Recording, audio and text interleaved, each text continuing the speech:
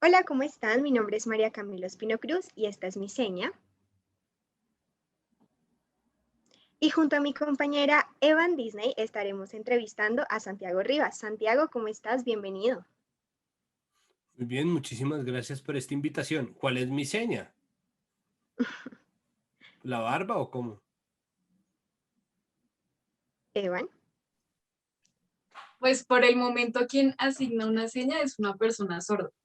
Ahorita solo te Mm, podríamos decir cómo podrías deletrear tu nombre. ok. Santiago Rivas estudió artes plásticas en la Universidad Nacional de Colombia, fue profesor de artes en el Colegio Masculino Gimnasio Campestre. Sí.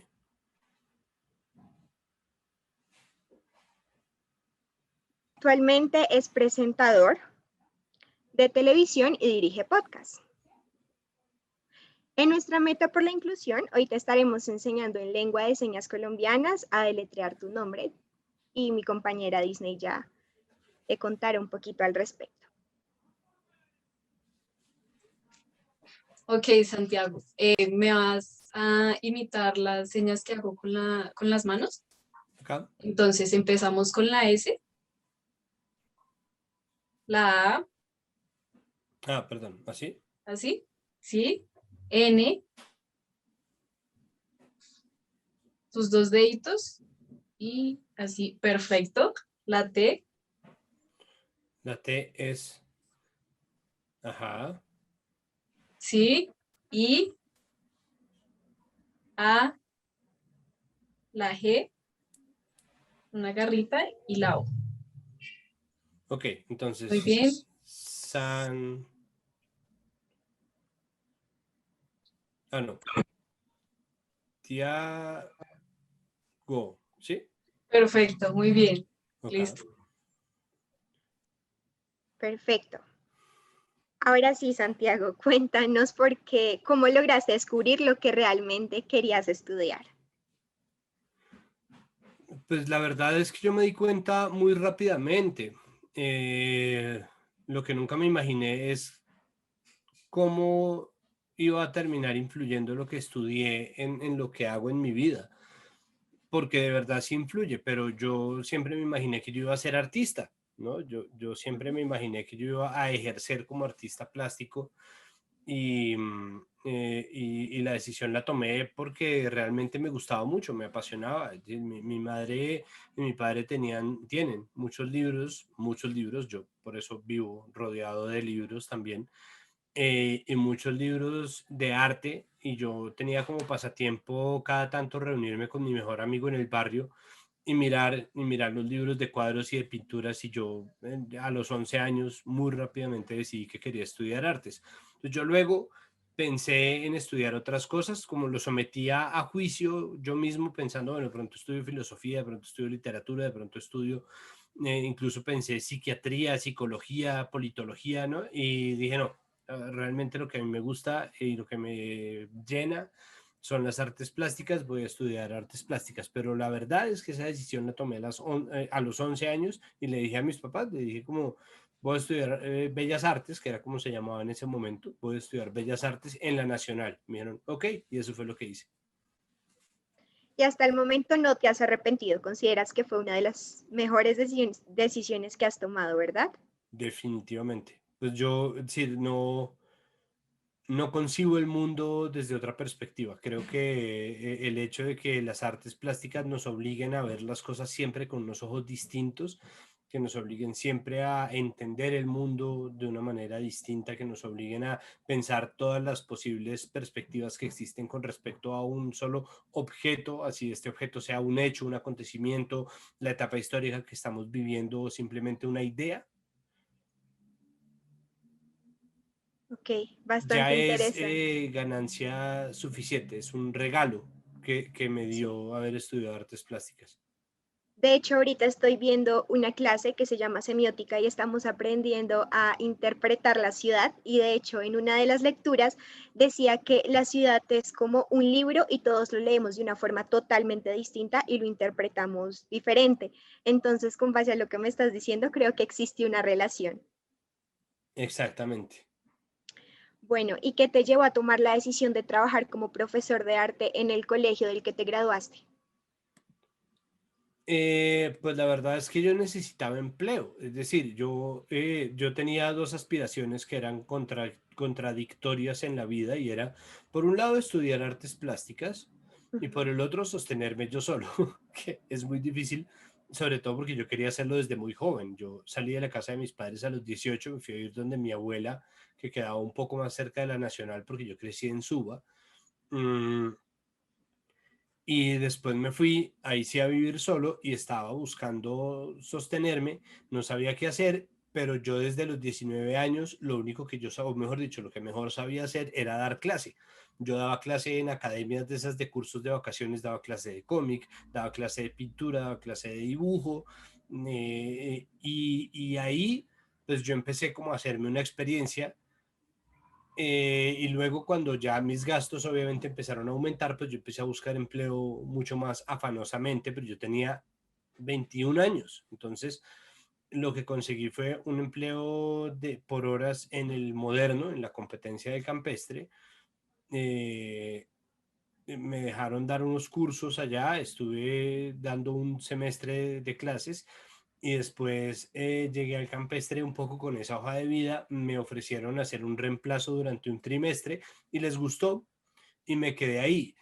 A mí me gusta mucho enseñar, lo que pasa es que como yo nunca me gradué de la universidad, yo estudié la carrera completa, yo entregué tesis, todo, pero yo no me he graduado o no me gradué, yo todavía no sé cuál de los dos tiempos usar en esa historia, pero no habiéndome graduado, es muy difícil para mí tener una cátedra universitaria. Entonces yo fui profesor de colegio durante 4 años y ahí también descubrí espacios digitales de opinión, que era Parodiario, que fue un proyecto que tuvimos en 2006 y por eso luego, no, yo me defino como un rebuscador.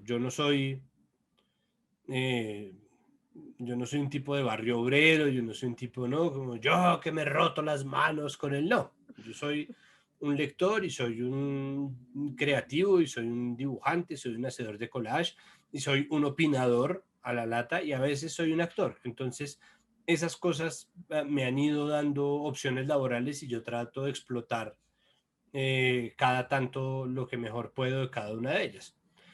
Y ahí está, y ahí entra a jugar precisamente pues todas las cosas que yo hago al mismo tiempo y la razón por la cual yo salí de ser profesora a ser presentadora, a ser Sí, periodista, que es como me dicen ahora, pero yo todavía no termino de tragármelo. ok. En el lapso de tiempo que fuiste profesor, ¿consideras que generaste un impacto en tus estudiantes? ¿Todavía hablas con algunos de ellos?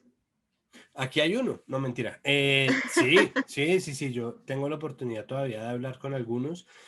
Eh, Todavía me encuentro además con que muchos de los estudiantes que yo tuve salieron del colegio a estudiar carreras relacionadas con arte y humanidades, lo cual yo no sé si será verdad o si estoy haciendo lo que hace Petro, ¿no? Que Santa Fe queda campeón durante el gobierno de Petro y Petro y su gobierno de la Bogotá humana tuvieron como campeones a Santa Fe y a Millonarios. Pero, o sea, yo no sé si eso será realmente incidencia mía, pero igual me gusta saber que que gente que estudió conmigo salió a estudiar artes plásticas, entonces me va a robar un 30% del crédito ahí. Correcto. Y a veces es necesario porque yo creo que los maestros influyen en el proceso de uno como estudiante. Ahora Claro. cuéntame, estuve revisando algunas de tus entrevistas y por ahí vi que en una de ellas mencionabas que poner atención es un acto de amor. ¿Por qué? Pues porque nosotros estamos constantemente preguntándonos qué es el amor, ¿no? Nuestra vida gira mucho en torno al amor y sobre todo en torno al amor romántico, ¿no? Sí. Nosotros tenemos una carrera promisoria en lo académico o tenemos una vida eh, llena de oportunidades y estamos siempre a esto de dar al traste con todo por culpa de un tóxico o una tóxica o una tusa o un maltrato o de una relación, ¿no? Gente que bota todo y deja todo y se va detrás de una persona y eso es respetable, pero al mismo tiempo hay que preguntárnoslo, es decir, es importante preguntarlo. Entonces, pues sí, nuestra vida gira mucho en torno al amor y la pregunta que yo hago, y esto lo dije yo en el contexto de mi libro Acá a Colombia, es que a menudo se habla del patriotismo y a menudo se habla del amor por el país, ¿no? Y un Ujú. amor para mí es todo el amor. El amor se parece entre sí, no importa si uno lo siente por un hijo o si uno lo siente por el papá de uno o si uno lo siente por su esposa o su novia o lo que sea. Uno el amor lo traduce en ciertas cosas. Entonces, pensando en desmenuzar hasta el punto mínimo, la fracción mínima y la representación más pura del amor, encuentro que el amor se verifica y se vierte en la atención. Es decir, poner atención es el acto básico de amor, porque es que poniendo atención uno aprende a conocer a la persona con la que está.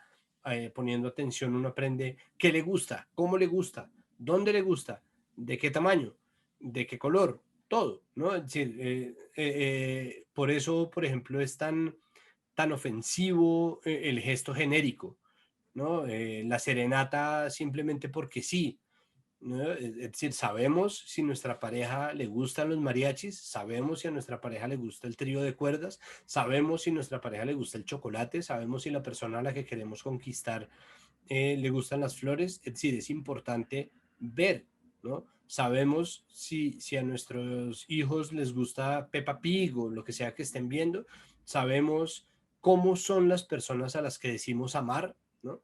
Y eso con los países es igual, porque la gente que dice amar al país sale a idealizarlo y a decir que este país es la absoluta chimba y que es lo mejor y que el que diga lo contrario es una pátrida y un traidor y que no merece nada.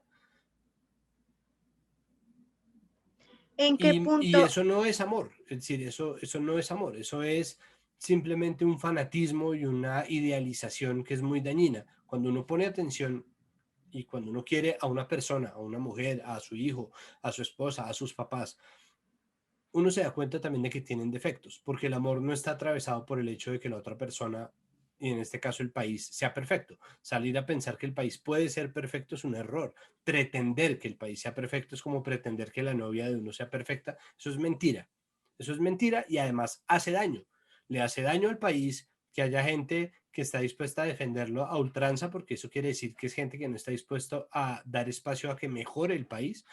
Y pretender que una persona es perfecta es no estar viendo una persona. Entonces, en el lugar de la persona amada, tendría que entenderse como una ofensa, que se le idealice y que se actúe sobre la falacia de que una persona no tiene defectos. No hay nada que sea más mentira que eso. Ok, ¿por qué consideras que nosotros como seres humanos usualmente logramos idealizar? ¿Qué tan positivo es esto para nuestras vidas o qué tan negativo? No, pues es sumamente negativo porque idealizar corresponde a no mirar, a no ver, a no reflexionar. Es importante aprender a ver, es importante aprender a mirar, es importante aprender a leer las circunstancias y a fijarse en las cosas que pasan alrededor de uno. Eh, pues para empezar, porque la atención además nos ha salvado en múltiples ocasiones, es decir, eh, poner atención es evolutivo, poner atención permite que uno detecte depredadores, poner atención permite que uno detecte amenazas, poner atención es lo que nos permitió sobrevivir como especie, poner atención al entorno, al clima. Entonces, pues nuestra atención es una parte crucial de lo que nosotros somos y hacemos. Estoy de acuerdo y me parece bastante interesante lo que acabas de mencionar. De hecho, cuando lo decías en la entrevista, yo dije, no, tengo que preguntarle esto mañana porque me parece muy curioso que uno en ocasiones idealiza tanto el amor que no es consciente de que el amor es visible en todos los ámbitos de nuestras vidas, pero ya me queda más que claro. Ahora, cuéntame un poquito qué tan importante es vencer el miedo, por qué debemos vencerlo y enfrentarlo en vez de quedarnos callados. Pues el miedo en general es un bloqueo. Si el miedo es un bloqueo que nos impide conectarnos. El miedo ante todo lo que hace es que nos corta la posibilidad de establecer relaciones con el mundo exterior, sea con el entorno, o sea con personas, sea con instituciones. Vivir en el miedo es vivir en el silencio, es vivir en la cerrazón, es vivir sometido a no poder hablar ni pensar tranquilamente porque uno está todo el tiempo pretendiendo salvar la propia vida. Entonces, un país en donde la gente siente miedo, un país en donde la gente que opina de inmediato recibe como respuesta una amenaza, o la censura o el silenciamiento, pues es un país en donde se hace muy difícil opinar porque la gente no tiene por qué ser mártir, la gente no tiene por qué portarse como mártir, pero estamos en un país que busca martirizar muchas veces a la gente que tiene algún tipo de incidencia política real. Eso es importante, hay que resaltarlo y hay que señalarlo precisamente porque el miedo tiene que acabar. Si nosotros no podemos seguir sometidos al miedo, el miedo no puede ser el instrumento mediante el cual se perpetúen los poderes en nuestro país. Teniendo el diálogo, teniendo la confianza, teniendo la necesidad de construir un país para las mayorías, no podemos soltar el país para que se convierta simplemente en un espacio donde los que pueden luchan por el poder y luego luchan para mantener el poder. Muy cierto. Bueno, ¿y cómo se mantiene un corazón cuerdo? Que también lo mencionabas en una de tus entrevistas. Pues a ver, yo creo que es muy difícil. Yo no creo que nadie tenga la fórmula. Eso es una cosa que toca hacer todos los días. Es simplemente recordar que la cordura habla del corazón y no de la cabeza, ¿no? Cuando la gente habla de una persona cuerda, normalmente está hablando de alguien que tiene en su cabeza en orden, pero se está hablando de las emociones, ¿no? Cordura viene de cordas, que es el corazón. Eh, y, o cordum, bueno, el corazón es la raíz de la cordura, por lo Ujú. tanto tenemos que tener nuestras emociones en orden. Políticamente funciona igual, es decir, políticamente nosotros tenemos un país que constantemente nos somete a respuestas emocionales, nos pone a los unos contra los otros, nos pone a pelear, en donde somos barras bravas de nuestros líderes políticos. Y eso no tendría por qué funcionar así de ninguna manera, eso no tendría por qué ser así de ninguna manera, y valdría la pena empezar precisamente por, por revisarnos emocionalmente, porque nosotros nos autosaboteamos constantemente como país, como colectivo. Nuestras emociones nacionales están muy llevadas del carajo, es decir, tenemos mucho estrés postraumático y tenemos mucho dolor que tenemos que sanar, y esa sanación pues es importante porque si no sanamos vamos a seguir eligiendo a los mismos políticos horribles de siempre.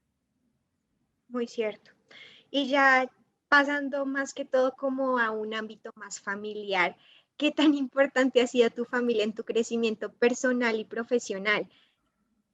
Mucho, pues, infinitamente importante. Para empezar, yo agradezco mucho y estoy muy orgulloso de la educación que recibí. En mi casa me enseñaron el valor de la libertad, el valor de tener carácter y de tener autonomía. Me enseñaron a hablar por mí mismo y me enseñaron a no callarme mi opinión. En mi casa me enseñaron a respetar a la gente en general, a respetar a las mujeres y a respetar eh, las opiniones ajenas y a discutirlas. Me enseñaron a leer eh, para documentarme, me enseñaron a disfrutar de la lectura, me enseñaron a jugar con las palabras, y tuve la oportunidad de crecer con dos hermanos a los cuales admiro mucho y de los cuales estoy muy orgulloso, y también a quienes les agradezco lo mucho que me enseñaron. Entonces, por ese lado de mi familia, se me enseñó muchísimo. Incluso más allá de mi familia nuclear, pues estuvo mi primo Nicolás, a quien le he aprendido tantas vainas y con quien me he divertido tanto. Están pues mis tíos y mis otros primos. Sí, mi familia en muchos sentidos de verdad fue muy nutridora para mí, pero además ahora tengo una familia mía. Tengo una esposa y tengo una hija. Viviana constantemente me mantiene honesto, me cuestiona, me hace preguntas, es clara con su evaluación de las cosas que yo hago. No es una persona a la que todo le parezca perfecta simplemente porque viene de mí, y al contrario, me está preguntando constantemente porque a ella le interesa que yo mejore y eso me parece un regalo, eso es fantástico, ¿no? Tener alguien con quien hablar, con quien discutir, con quien debatir, un lugar en donde se ventilan ideas y en donde estamos poniendo constantemente sobre el tablero también nuestras propias emociones, me parece que es el aspecto más sano que puede tener una familia y pues el regalo que es mi hija, mm, pues ha sido fuente de muchas reflexiones, ha sido fuente, pues obviamente de mucho amor y de mucha felicidad, pero también hace que yo me cuestione cosas que uno nunca está terminando de aprender, ¿no? Tener una hija lo pone a uno de frente a unas cuestiones sobre el género y el sexo que son una locura,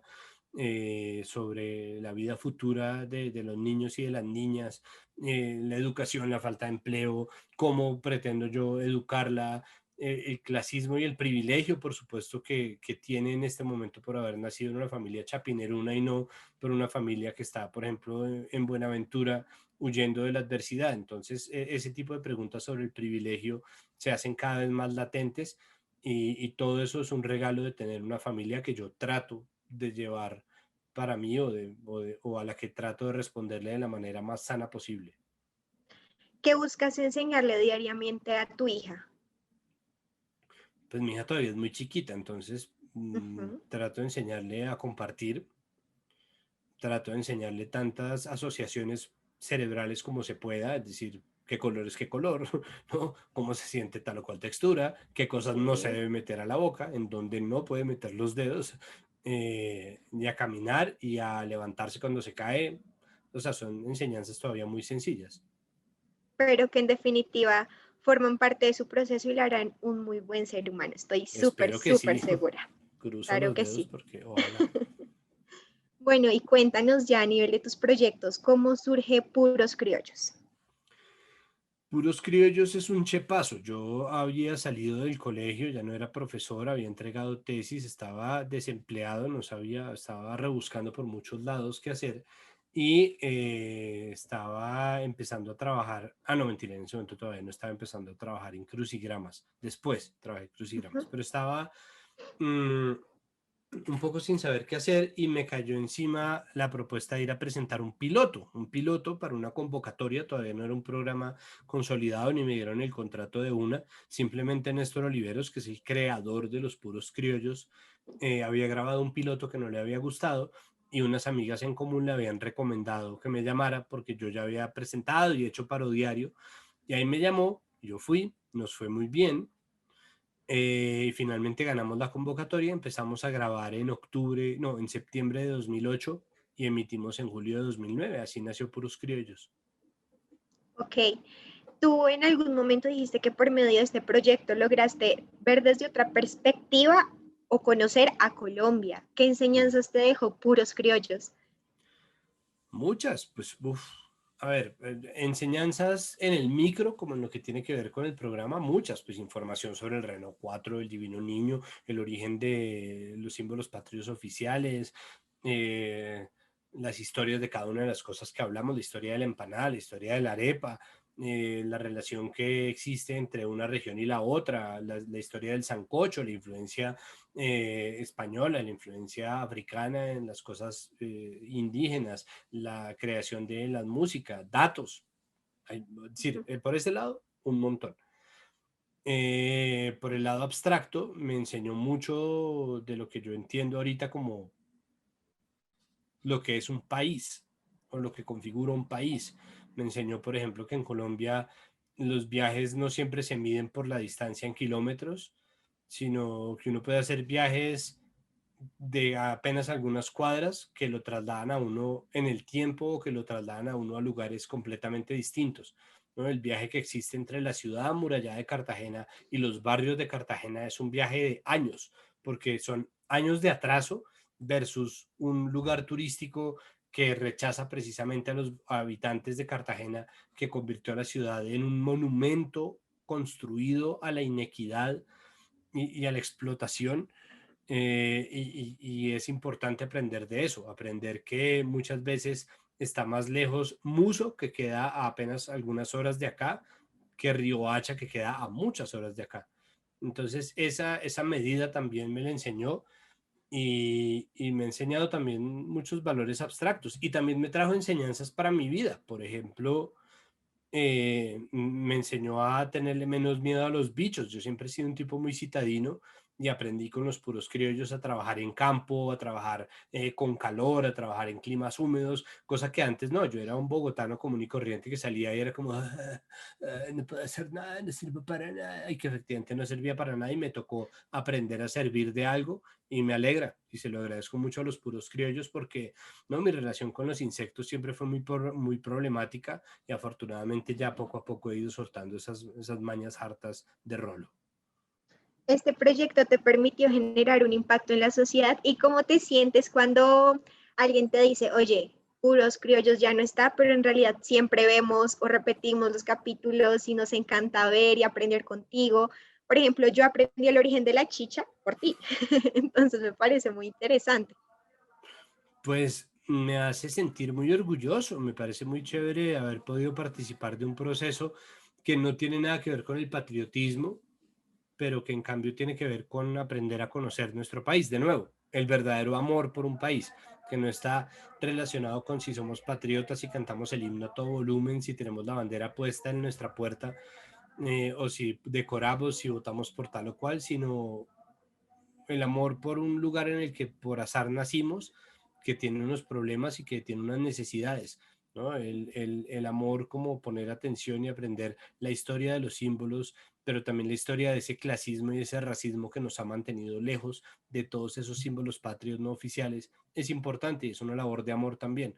Entonces, pues no, me hace sentir muy orgulloso de nuestra labor y creo que prestamos un servicio público real con el programa, lo que hace que me sienta doblemente orgulloso. Correcto. Porque es importante educar a un país como Colombia. No, es importante educar a todos los países, porque es importante, es decir, porque nosotros no somos animales individuales, nosotros solos no podemos. Nosotros vivimos Correcto. de nuestras interacciones y vivimos de nuestra cooperación. Y si nosotros construimos una educación que dé como resultado individuos más dueños de sí mismos, más capaces de manejar su libertad, más libres, de hecho, más independientes, más criteriosos, vamos a tener un mejor país porque vamos a tener una mejor comunidad. La empatía se construye cuando uno conoce el valor propio. En cuanto uno es consciente de su propio valor, entiende el valor del resto de la gente y eso es lo que nosotros necesitamos, un país de personas educadas para entender el valor de las otras personas, para compartir y sobre todo para cooperar. Partiendo de lo que dices, eso quiere decir que eres partidario del trabajo en grupo, ¿sí? Siempre, sí. Y No, ahorita es que, que ni siquiera es que sea partidario de, estoy ujú, convencido de que no existe una sola labor humana que no sea colectiva. Es decir, nosotros tendemos a pensar en la inteligencia y en la creatividad como cualidades individualizantes, ¿no? Nosotros ujú, tendemos a creer que la gente es inteligente sola o que la gente es creativa, una persona, y no es verdad. Toda la creatividad, toda la inteligencia nace de nuestra interacción con el entorno. A una persona a la que suelten en una isla le toca empezar a poner atención, por eso la atención es tan importante. A una persona a la que suelten en una isla y digan, bueno, no, aliméntese, como hacen ahora en los reality shows, pues una persona tiene que pararse y empezar a mirar con atención. Tiene que empezar a mirar qué comen los animales y qué no comen los animales para ver qué puede comer y qué no puede comer. Una persona tiene que observar qué animales sí y qué animales no pueden comerse, por ejemplo. Tiene que empezar a relacionarse de inmediato con el entorno. Pero nosotros además no estamos solos en el mundo y lo sabemos. Entonces puede que nosotros queramos hacer nuestro camino solos, pero siempre estamos partiendo de lo que otros ya hicieron. Entonces, si nosotros no nos aprestamos a tener un diálogo constante con el resto del mundo, igual lo estamos teniendo con nuestros antecesores, lo estamos teniendo con nuestros predecesores, lo estamos teniendo con la gente a la que admiramos. Nosotros nunca jamás nos hemos desprendido del diálogo y la creatividad en esa medida como un sistema de referencias, de citas, de comentarios, de variaciones sobre tema, es un ejercicio colectivo. así a la persona así sea una película en donde el director, el productor, el catering, los tintos, asistente, cámara y sonido lo haya hecho la misma persona. Es un trabajo colectivo porque responde a la historia del cine completo. Entonces, creo que lo mejor que uno puede hacer es honrar la naturaleza colectiva de todo y colectivizarlo todo. Entonces, yo creo que es imposible zafarnos de ahí. No es como que yo sea partidario, soy partidario de que se hagan más trabajos en grupo porque creo que la colaboración da vida a mejores productos y que además la colaboración constante debería dar, o sea, que a la gente no solamente se le debería poner trabajos en grupo para que aprenda, sino además para que aprenda a trabajar en grupo, porque entonces a mí también me tocó el trabajo en grupo en donde solamente dos trabajábamos. Todo bien. Eso es un monólogo, no quiere decir que eso no es prueba de que los trabajos en grupo no funcionen. Eso simplemente quiere decir pues que la gente es muy piroba, como decía mi tatarabuelo. Todo bien, tenía toda la razón. Simplemente hay que aprender a hacer trabajos en grupo para aprender lo que se busca aprender, pero además para aprender a trabajar en grupo. En la medida en que los colegios, las universidades, las oficinas implementen más mecanismos de cooperación, van a tener muchos mejores resultados. Hasta el momento sientes que has construido un legado que será enmarcado en el tiempo, tal vez por tu hija, por las personas que han crecido junto a ti, por quienes te han conocido. No lo sé, creo que no soy quien para decirlo.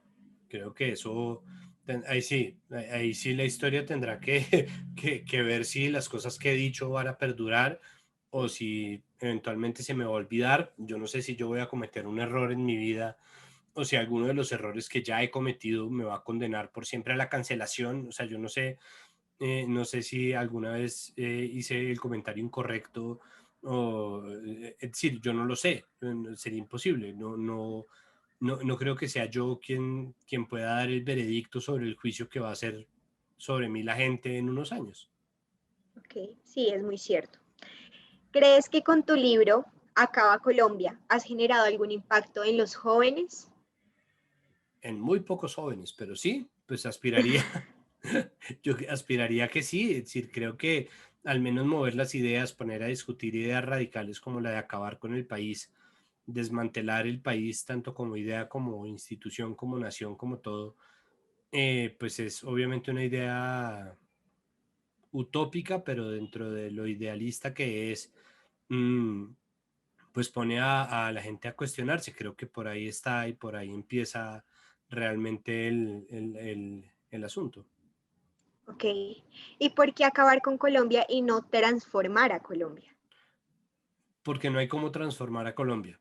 Al menos eso es lo que yo siento. Siento que nosotros no tenemos salida verdadera. Siento que Colombia tal como está configurado, Colombia tal como se ha venido transformando, tendría salida si se hiciera caso a sí misma. Es decir, Colombia tiene dos países, un país que está escrito en el papel, ¿no? Varios países, de hecho, porque tiene una constitución hermosa, incluyente, pluralista, liberal, etcétera, que nunca jamás se cumple, ¿no? Aquí se actúa en favor de quienes están en el poder, se han ido reduciendo los pesos y contrapesos, los frenos y el equilibrio que es una democracia. Se violan los derechos humanos como una cosa de todos los santos días, se vuelca la justicia a funcionar en pro del gobierno, en pos del gobierno y de los amigos de los gobiernos, y no en pos de la gente a la que se debe el aparato estatal. Entonces, la solución ya está, ¿no? Y encima de todo se hicieron unos acuerdos de paz en donde está puesto un plan de nación, un plan nacional de configuración de un país o de regeneración de un país que este mismo país se ha encargado de sabotear sistemáticamente. Entonces, si nosotros no entendemos que el experimento colombiano fracasó porque parece que no nos interesa Colombia, ¿no? Porque incluso quienes no somos culpables del triunfo del no, tenemos que hacernos responsables de eso, porque incluso quienes no somos culpables de la victoria del uribismo, tenemos que hacernos responsables de eso. Si no entendemos las implicaciones que esa responsabilidad tiene, ni siquiera vamos a pasar de estar discutiendo en Twitter, que es lo que hacemos todo el santo día, ¿no? Discutir en redes sociales, putearnos, mandarnos la madre, señalarnos y acusarnos de una y otra cosa, y no ponernos a construir nada en absoluto. No estoy diciendo que no debamos discutir, creo que sí, creo que es importante discutir, creo que es importante incluso pelear en redes, está bien, hay que hacerlo, pero si eso es todo lo que nosotros hacemos por la democracia, o si creemos que votar es lo único que nosotros podemos hacer por la democracia, si no estamos dispuestos a asumir las riendas de nuestra vida política, pues estamos jodidos, ¿no? Es decir, no hay manera en que podamos solucionar nada en este país sobre esa base y sobre esa idea. Ok. ¿Te gustaría escribir otro libro y cómo fue ese proceso? ¿Cuánto tardaste? ¿Te apasiona escribir o simplemente lo ves como algo que te gusta pero no tanto? Cuéntanos un poquito al respecto. Esa es una pregunta compleja. Me encanta escribir, me gusta mucho Ujú. hacerlo, lo disfruto y sí quiero hacer más libros. De hecho, tengo un contrato para otro libro que estoy preparando.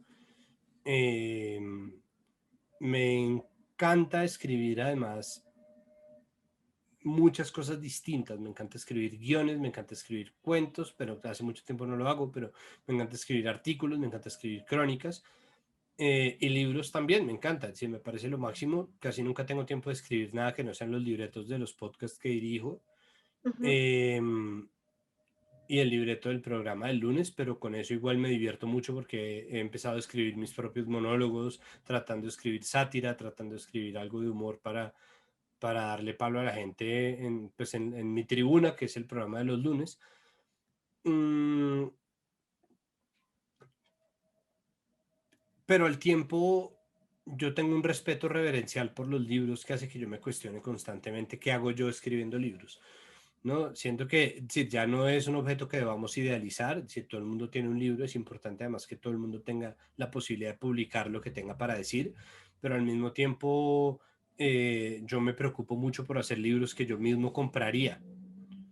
eh, y eso hace que obviamente mi complejo de impostor eh, me ataque a menudo. Es decir, escribir para mí no se vuelve muchas veces difícil porque yo de verdad quisiera entregar un producto de calidad y dudo que sea capaz de entregar exactamente la calidad a la que yo quisiera someter el resto de los libros que leo a evaluación. Entonces me gusta mucho, pero me problema mucho también.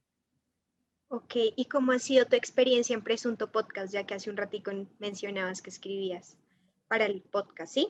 Pero ¿Estoy no, en lo yo estoy correcto? escribiendo sobre todo para Capital Político Ok, y para Punto Invisible, que ok, yo escribo un pedacito, que realmente lo escribe es Pablo Converse, el periodista investigador, y escribo el libreto de ujú, Capital Político, que son los podcasts que yo dirijo para Canal Capital.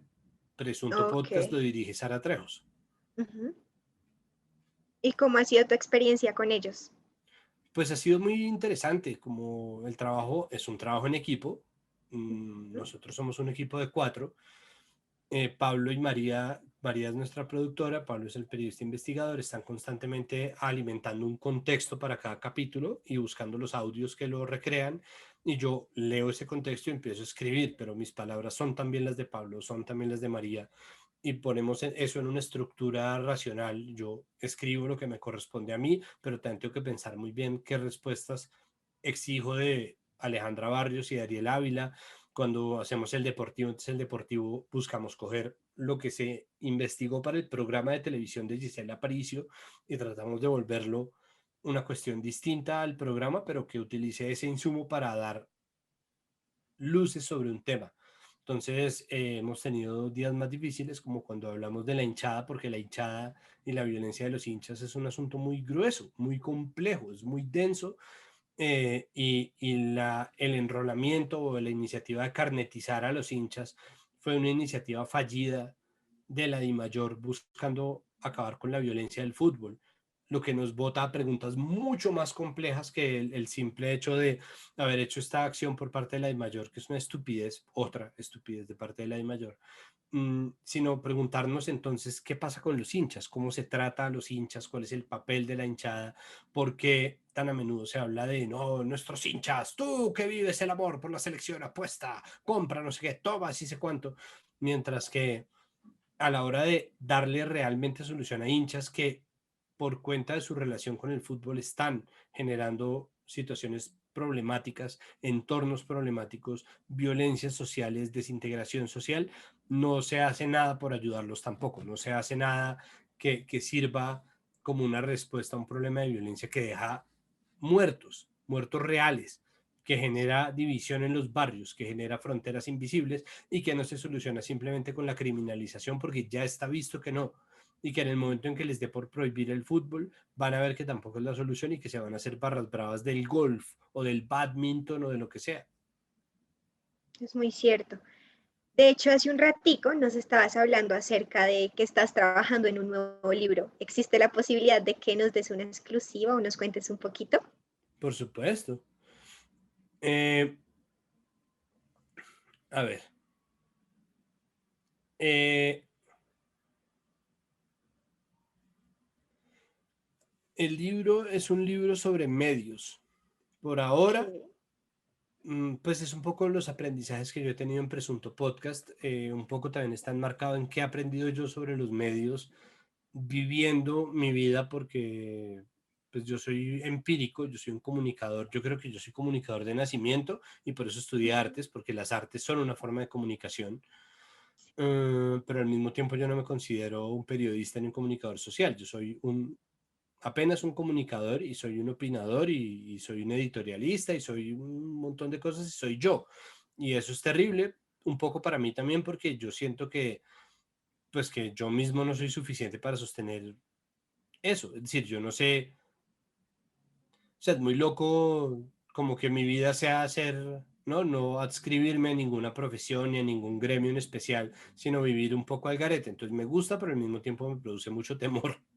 Y lo que quiero es tratar de coger esa experiencia y lo que he aprendido para convertirlo en una reflexión sobre los medios de comunicación, una reflexión personal acerca de medios de comunicación que ambiente o que entre a jugar en las discusiones que hay muy pertinentes y muy actuales todas sobre medios de comunicación que terminan virtiéndose mucho en el presunto, que es mi conversación semanal sobre medios de comunicación. Santiago, lo esperamos con ansias, de verdad. Te juro que lo acabas de mencionar y me parece bastante interesante y a mí me encantaría leerlo y seguro a los jóvenes que nos están viendo el día de hoy también. Y ya para concluir, ¿qué mensaje le dejarías a los jóvenes? Por favor, hagan todo lo posible para vivir de manera íntegra su libertad y recuerden que la libertad es un proceso colectivo. La libertad no es una capacidad, no es la capacidad de salir corriendo a estrellarse con el mundo o a llevarse todo por delante. Todo lo contrario, la libertad es una construcción que hacemos para que siendo felices podamos permitir que el resto de la gente sea feliz. Es decir, cuando nosotros construimos libertad, y cuando nosotros vivimos en libertad, y esto tiene unas implicaciones gigantescas, es decir, cuando nosotros no incurrimos en matoneo, cuando nosotros no juzgamos el cuerpo de las mujeres, cuando nosotros no juzgamos las actuaciones de las otras personas, cuando nosotros estamos dispuestos a conversar más que a atacar, cuando nosotros comprendemos el equilibrio y la gran responsabilidad que es un sistema democrático, somos verdaderamente libres. Y en la medida en que no podamos cambiar de sistema, al menos deberíamos hacer este que tenemos un sistema tan bueno como sea posible, o al menos cada vez menos malo. Santiago, muchísimas gracias, de verdad. Disfruté haber conversado contigo el día de hoy. De hecho, hace un rato, cuando estábamos hablando de legado, tú decías, pues no lo sé, tal vez sí, puede que no. Y déjame decirte que por mi parte yo creería que tú estás enmarcando el corazón de todas las personas que te hemos conocido, que hemos tenido la oportunidad de conversar contigo, aprender de ti por medio de todo lo que has hecho y muchas, muchas gracias por haber aceptado esta invitación. A ti muchísimas gracias. De hecho, espero sí, es decir, espero de verdad que algo de lo que yo he dicho tenga alguna repercusión, pero al mismo tiempo, si no pasa, creo que vamos a estar todos muy bien. Con esto que me dices, ya me doy por muy bien servido, te lo juro. O sea, no hago lo que hago ni digo lo que digo aspirando a la posteridad, simplemente me encantaría poder ayudar a que reflexionemos juntos, ahí sí, sobre las cosas pues, que nos pasan y sobre la manera en que este país se relaciona con su poder. Así es.